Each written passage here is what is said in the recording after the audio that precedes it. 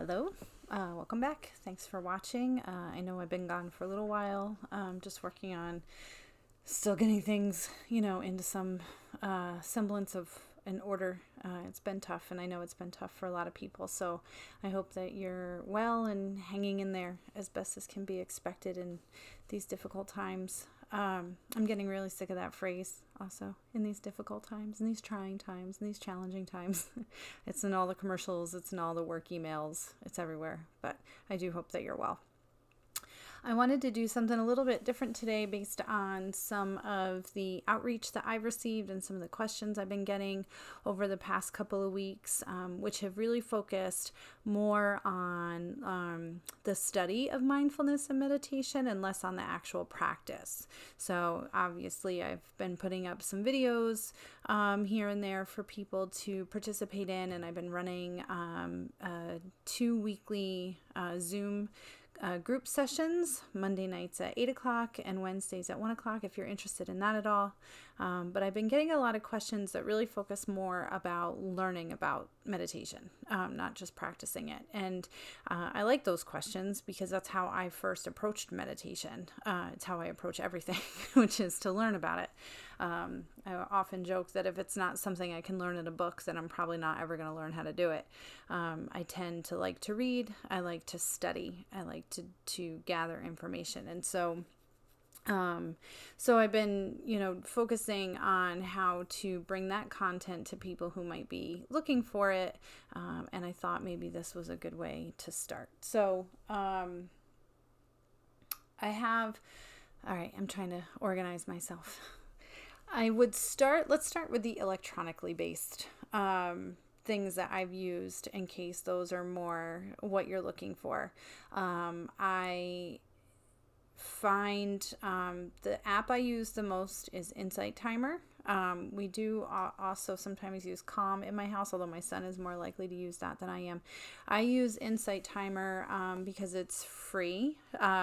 It's got the vast majority of its guided meditation material is free. There is paid content, but that's really kind of like next level. So if you really want to take a deep dive into learning meditation, then you might want to pay for the subscription.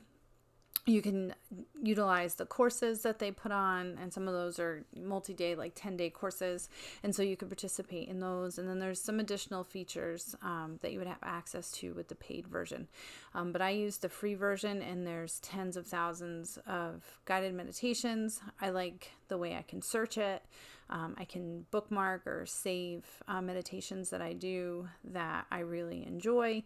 You can connect with other meditators if you choose to. And then there's also a timer, aptly named Insight Timer. So if you're interested in doing a silent meditation and you just want to set an end bell for yourself so that you know when to finish, that's a really user-friendly part of the app, and I really enjoy that. So I use it for my own practice. I do sometimes use it. I was using some of the guided meditations when we were still doing meditation group face-to-face. I haven't used any of the guided meditations over Zoom just because I'm not sure how the audio quality is going to be, but I do find the timer is great, and I can set it to have an end bell, like a Tibetan bowl, and people that are in the Zoom room can hear it with no problem. So that's a really great resource, free or low cost if you want to get the paid annual subscription. But again, I've been using it for a while without paying for it, and it's been really great. So I would highly recommend that. In terms of podcasts, I love podcasts. Prior to quarantine, I drove a lot in terms of transporting my kids and then commuting back and forth to work. And so I would use that time to listen to podcasts pretty frequently. And sorry, I have an itch. Sorry. Welcome to reality. So the one that I like the best and listen to pretty religiously is called 10% Happier. It's hosted by Dan Harris, who is a news correspondent for ABC News, and has just really wonderful guests that talk about their practice and their history and their teachings. So some of the really good foundational knowledge that I have about this practice has come from that podcast, actually. It's been really, really informative, and they've been doing a lot in the last few weeks that are specific teachings or practices or tips for dealing with the stress and anxiety and fear and other mental health concerns related to our current situation and COVID and pandemics and that kind of stuff. So you can get that on Apple Podcasts or wherever you listen to your podcasts, but it's called 10% Happier. There's also the Be Here Now Network, which is a collection of podcasts. I really like the Sharon Salzberg Meta Hour, and I listen to that pretty regularly. I like Jack Kornfield's podcast, so if you're interested in his style of teaching, you can download those as well. I think that's probably it for podcasts that are specifically related to mindfulness and meditation. There's a couple other ones that I've tried out here and there, but those are the ones that I listen to the most frequently. And then the other thing I wanted to share were books. As I mentioned, I study things. That's what I do. So I have a collection here of books that I thought I would share, and they're ones that I have found to be really beneficial. One of the first ones that I read, so I'll tell you the story of a few of these books. My last ditch attempt at being a good Christian girl, as I had been raised a good Christian girl, was the Presbyterian church in my town. And we had an interim pastor for a while, and when he left, he put a lot of books from his personal library at the back of the sanctuary, and one day after services, he said, go back there and take whatever you want. And he had a lot of books on Buddhism and meditation and some Eastern philosophy and practices. And so I had grabbed a bunch of those, and that was probably at least, I would say, 2010, 2011. And they just sat on my bookshelf for, 8-9 years. And I finally, in the last year and a half, started to get around to them. So some of these came from Pastor Jack, which I just think is fun that my Presbyterian pastor gave me the foundation of my Buddhist readings. But one of them that I had gotten from him, I believe that's where this came from, is called Awakening the Buddhist Heart by Lama Surya Das. And this book was really phenomenal. And it just taught me a lot about just Buddhist practices, ideology, how to start to live this as a practice, and not just as a meditation, but to really start to incorporate it into your life. So this is a great book that I would recommend. This one is everybody has to read this. Peace is Every Step by Thich Nhat Hanh. Very simple language, very straightforward. They're really just short essays, but they talk about mindfulness and how to incorporate this into your everyday life. So that's a really good one to read, and it's kind of, it's like the hallmark. Everybody should read that.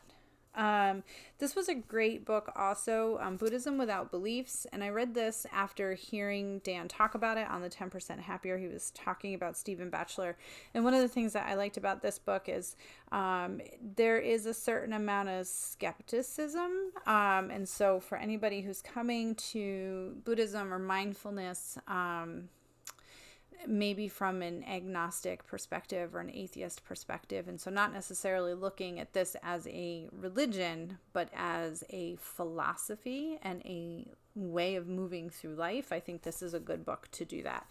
And I'm not sure if it is Stephen Batchelor or if I'm misappropriating this quote, but I believe it was he who said that mindfulness is something you do, not something you believe. I messed that up. I'll find it and I'll put it in the comments because it's a good quote, whatever it is. But it really spoke to me when I heard that. And so that was why I read this book. Mindfulness in Plain English. This is actually the text that has been used in my meditation teacher training. So I had to read it for that. It's super instructive, so it doesn't really go into a lot of philosophical. It's philosophical, but it's not. I'm trying to think of the right word. It's not. It's more pragmatic than dogmatic, if that makes sense. So it's very hands-on. It's teaching you how to meditate. So there's a chapter that talks about positioning, how to sit, what postures are associated with mindfulness meditation. There's chapters on dealing with distractions.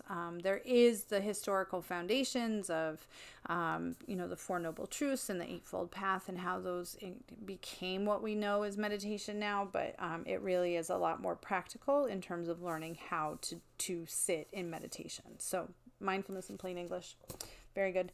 This one's probably my favorite of the ones I've read. Advice Not Given, A Guide to Getting Over Yourself by Mark Epstein. And one of the things I really loved about this is Dr. Epstein is a psychiatrist, and I am a counselor and have worked in the past as a psychotherapist and continue to work in behavioral health. And so this is a great book for me because it's a merging of those things. And so this book looks at the Eightfold Path and specifically how psychological practices in contemporary United States merge with this ancient philosophy. And I really, really loved this book. It was great. And I have all of the rest of Mark Epstein's writings on my to-do list. And then a couple that I wanted to give honorable mention to, and honorable mention because I have not read them yet, but they are on my list. Loving Kindness by Sharon Salzberg. As I mentioned, I love her podcast. I love Loving Kindness meditation. It's probably my go-to for guided meditation. I just have found so much personal clarity and healing and catharsis in practicing loving kindness. So I had started this book, and then the semester started at the college and I didn't get very far with it. So I'm excited to go back to it though, and I'll probably start over again because I don't really remember the first couple chapters that I had started.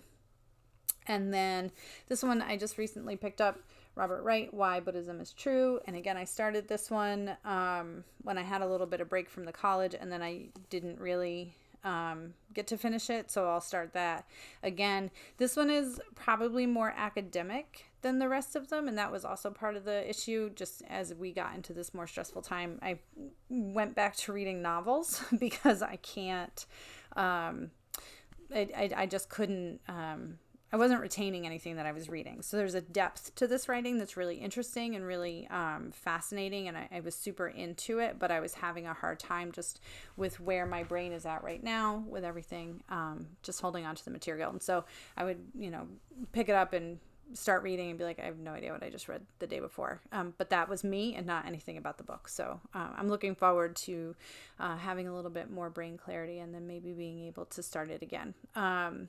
But those are my favorites. I would love if you left in the comments maybe some selections that you would suggest that people might be interested in, or things that maybe I could check out. And that can be for podcasts, apps, books, or any other type of medium that you can think of that would support somebody in their mindfulness practice, whether it's a new practitioner or somebody that's been doing it for a long time, but maybe could fill in some gaps in their own knowledge. So I hope that was helpful. I'm looking forward to putting up some recordings over the next week or so for actual meditation. But again, you can always join us Monday nights at 8 o'clock, Wednesdays at 1 p.m. We're doing group meditation. So an evening and an afternoon option. Hopefully one of those or both of those will work for your schedule. And you can always reach out to me to get the Zoom meeting ID. Take good care of yourself. Take good care of each other. And I'll see you soon.